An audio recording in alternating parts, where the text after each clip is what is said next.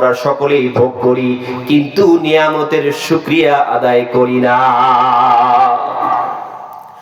বন্ধু মুসলমান, আল্লাহ রাব্বুল আলামিন বলেন, লা ইন শাকারতুম লা আযি, আমি আল্লাহ তোমার নিয়ামতকে আরো বাড়ায়া দেব।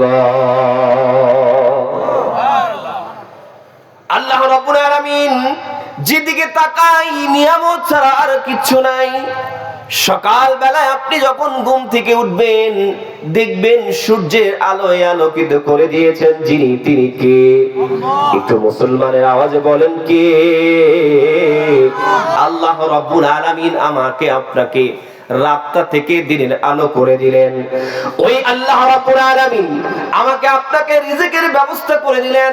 আল্লাহ রাব্বুল আলামিন চতুর্দিকে আমার জন্য বিভিন্ন রিজিক সিটে রেখেছেন। এজন্য আল্লাহ রাব্বুল আলামিন বলেন, ফাবি আইয়ি আলাই রাব্বিকুমা তুকাযযিবান। আল্লাহ রাব্বুল আলামিন বলেন, ও বান্দা, তুমি আমার কোন কোন নিয়ামতকে অস্বীকার করবা? আল্লাহ রাব্বুল আলামিন এত নিয়ামত দিয়ে রেখেছেন, এত নিয়ামত আল্লাহ তাআলা দিয়েছেন। নিয়ামত খাই বটে, নিয়ামত ভোগ করি বটে, কিন্তু আল্লাহ তাআলার নিয়ামতের শুকরিয়া আদায় করি না।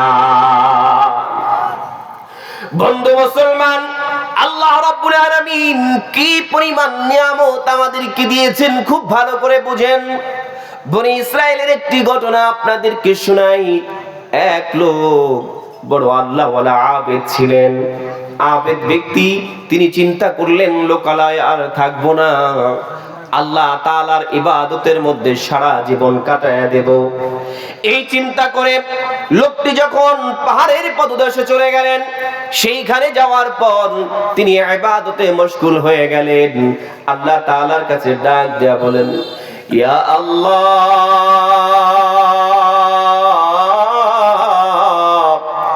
ও মালিক, মেহেরবানি করে তুমি আমাকে এখানে রিজিকের ব্যবস্থা করে দাও। আল্লাহ তাআলা তার দোয়াটাকে মঞ্জুর করে নিলেন। মঞ্জুর করে নেওয়ার পরে তার পাশে একটা ফল গাছের ব্যবস্থা করে দিলেন। সুবহানাল্লাহ।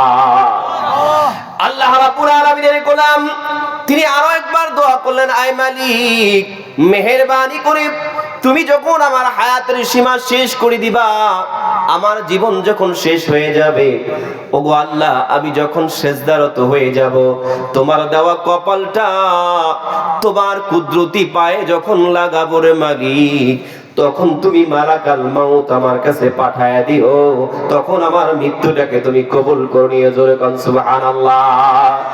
আল্লাহ রাব্বুল আলামিন ওই ব্যক্তির দোয়াটাকে কবুল করে নিলেন।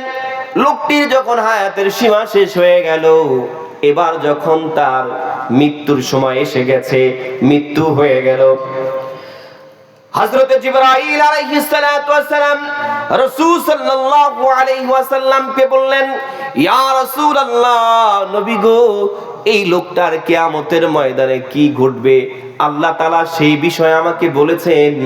আপনি যদি আমাকে অনুমতি দেন তাহলে সেই ঘটনা আপনাকে শোনাইতে চাই। রাসূল বললেন, হ্যাঁ, আপনি আমাকে শোনান। এবার জিবরাইল আলাইহিস সালাতু ওয়াস সালাম বলেন, ওগো আল্লাহর নবী, এই লোকটা যখন কিয়ামতের ময়দানে উঠবেন, আল্লাহ তাআলাকে বলবে, আল্লাহ,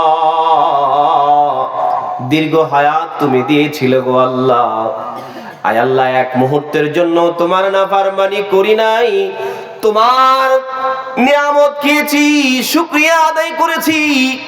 ওগো আল্লাহ, আমি ইবাদতের বিনিময়ে আমাকে তুমি জান্নাতের ব্যবস্থা করে দাও। আল্লাহ রাব্বুল আলামিন অথচ তাকে আগেই জান্নাতের ব্যবস্থা করে দিয়েছিলেন। আল্লাহ তাকে বলেছিলেন, যাও তুমি আমার দয়ায় জান্নাতে চলে যাও। এবার বান্দা বললেন, আল্লাহ, তোমার দয়ায় নয়, বরং আমি যে ইবাদত করেছি, ইবাদতের বিনিময় আমাকে জান্নাতে দাও। শেষ করে দিয়েছি।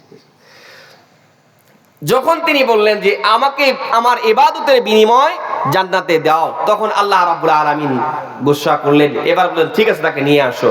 আনা হলো।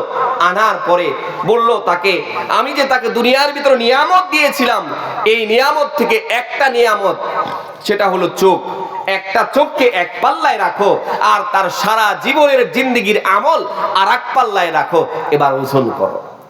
সম্মানিত হাজিরিন, আল্লাহ রাব্বুল আলামিনের ফেরেশতা আল্লাহ তাআলার ওয়ার্ডার অনুযায়ী এবার যখন তিনি একটি চোখ এক পাল্লায় রাখলেন, তার আমলনামাগুলো আর এক পাল্লায় রেখে দিলেন। ওজন যখন করলেন, আল্লাহ তাআলার চোখের নিয়ামতের পাল্লা ভারী হয়ে গেল। সুবহানাল্লাহ।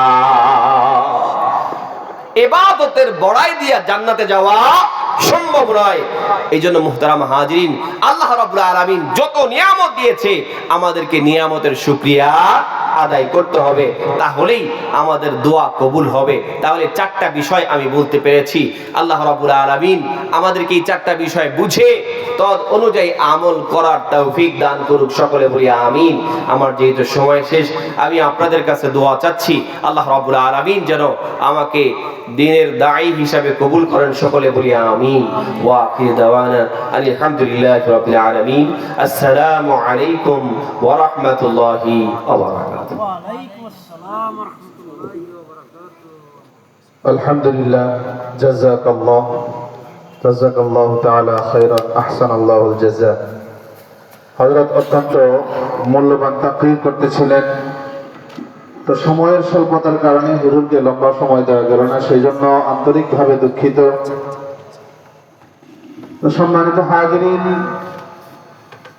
সম্মানিত এলাকাবাসী, আমাদের মাহফিলের কার্যক্রম ধারাবাহিকভাবে চলতেছে। আপনাদেরকে বারবার অনুরোধ করা হচ্ছে, আপনারা বাহিরে ঘোরাফেরা না করে মাহফিলে চলে আসুন। সম্মানিত এলাকাবাসী, এখনো যারা বাহিরে আছেন, মেহেরবানি করে প্যান্ডেলের নিচে এসে বসে যান।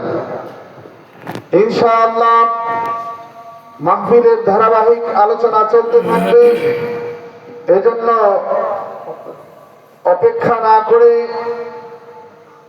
মেহেরবানি করে মাহফিলে এসে বসে যান। এই পর্যায়ে কুরআন ও হাদিসের আলোকে গুরুত্বপূর্ণ তাকরীর পেশ করবেন উদীয়মান তরুণ বক্তা, অনলবর্ষী সুমধুর কণ্ঠস্বর মুফতি মুহাম্মদুল্লাহ ফেরদৌস সাহেব। মুফতি মুহাম্মদুল্লাহ ফেরদৌস সাহেব, ইমাম ও খতিব, আকন্দপাড়া জামে মসজিদ। আমি হযরতকে তার মূল্যবান তাকরীর পেশ করার জন্য সবিনয় অনুরোধ জানাচ্ছি। আসসালামু আলাইকুম ওয়া রাহমাতুল্লাহি ওয়া বারাকাতুহু। ওয়া আলাইকুম আসসালাম ওয়া রাহমাতুল্লাহি ওয়া বারাকাতুহু। সবাই কি রাগ করছেন ভাই?